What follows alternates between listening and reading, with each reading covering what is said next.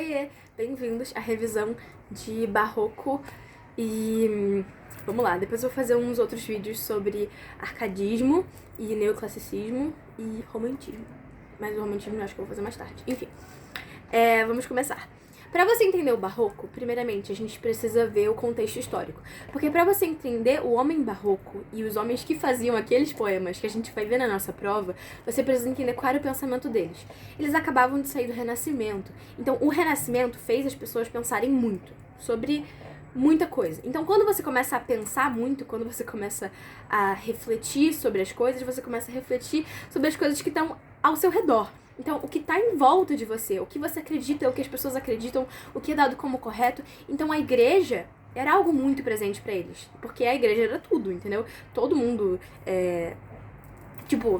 a igreja tinha muita moral sobre muita coisa, sobre política, sobre as pessoas, influenciava as atitudes das pessoas. Então, a igreja era a primeira coisa que as pessoas questionavam. Então, nisso, as pessoas questionando a igreja católica, veio uma perda de poder da igreja católica.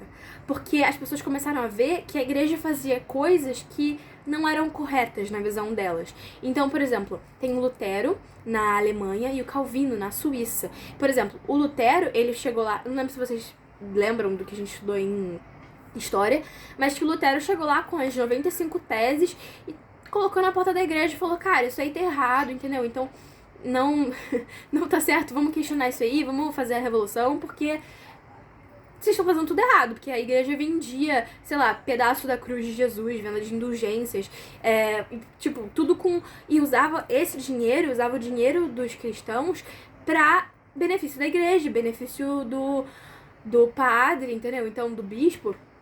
Então, era muito egoísta da parte da igreja pegar, às vezes, pessoas mais pobres que davam tudo pra poder, sei lá, pagar por um perdão, porque tinha isso de, por exemplo, você cometeu um pecado, você pagava tanto, e aí o padre te absolvia, te perdoava. Então, isso era um absurdo, isso era totalmente descabível. Então, Lutero questiona isso e coloca as teses na porta da igreja, inclusive na porta da igreja, porque na porta da igreja acontecia muita coisa. Então, por exemplo, alguém ia casar, sei lá, eu vou casar com sei lá quem, e aí chega, sei lá, a esposa dele de uma outra cidade e vê, não, esse cara aí é o meu marido, ele não pode casar. Então era tudo na porta da igreja. Então quando ele colocou na porta da igreja, foi super marcante pra todo mundo. Mas enfim, não vamos perder o foco. Então, o homem barroco, ele questionava a igreja perdeu força nesse período, teve as reformas protestantes, e aí nisso já entra em outras coisas. Então, só pra vocês entenderem onde, mais ou menos, se passa o barroco na história, entendeu? Então, bom, é basicamente isso sobre o período. Agora eu vou pegar minha anotaçãozinha pra ver. Tá, e aí, sobre o barroco, a gente tem a característica da dualidade, da dúvida, do medo e do exagero. Eu vou por partes, tá? A dualidade e a dúvida. Eles pensavam muito, eles eram inseguros, eles não têm nem a igreja mais. Eles estão com uma igreja estranha, eles não têm eles não têm um lugar de conforto, eles não têm pra onde fugir, eles não têm, sabe? Então, pra eles é muita insegurança e muita coisa. Então, era um período de dúvida, um período de Carpe diem. E agora eu vou explicar o Carpe diem pra vocês, do barroco. O Carpe diem do barroco é efemeridade da vida. A tradução literal de Carpe diem é aproveite o dia. Só que, vocês vão ver mais pra frente, depois no próximo vídeo de arcadismo, que o aproveite o dia pode ter significados diferentes dependendo do contexto histórico que você tá. Então, no barroco, o Carpe diem tinha esse sentido de efemeridade da vida. Ou seja, você não sabe o que vai acontecer no dia de amanhã. Então aproveita o agora, aproveita o dia, entendeu? Aproveita o dia enquanto você pode, porque eles tinham muita insegurança, muito medo, entendeu? Eles tinham um medo, e exatamente isso, por isso que o medo é uma das características do barroco, porque, eles tinham esse medo. Então, carpe diem, aproveita o dia por causa disso, porque você não sabe o dia de amanhã, porque eles tinham medo de tudo, de muita coisa, da morte, então aproveita o dia. É isso, esse é o carpe diem no barroco. Agora temos a dualidade, a dúvida, que são resumidas em 3 marcas principais. Ou seja, a dualidade e a dúvida são marcadas por 3 palavrinhas bem importantes, que são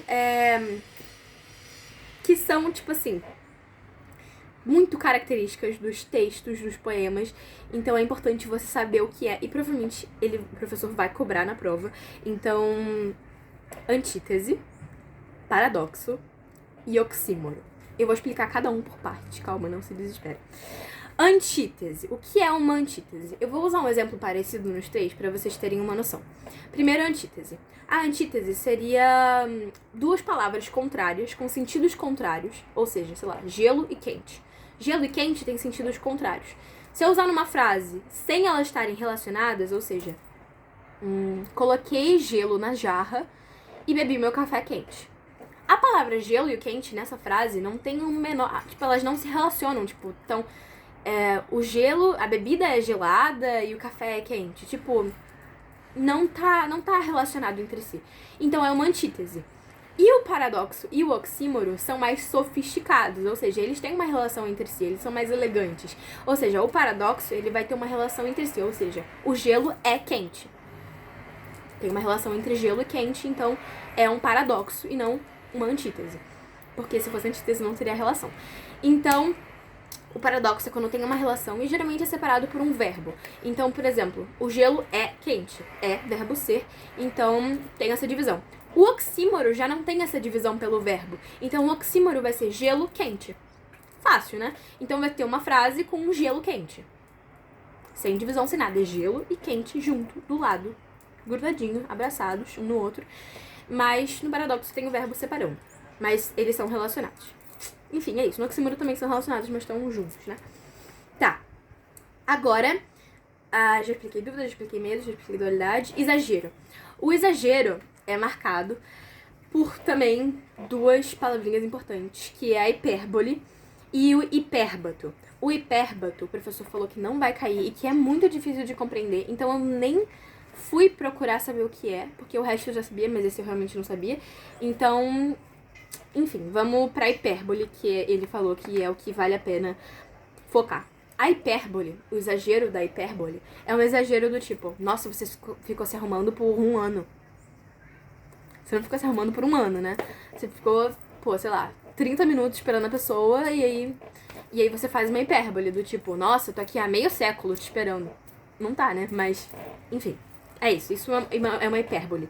É o exagero, né? E isso era muito marcante nesse período. Enfim, é isso. Espero que vocês tenham entendido.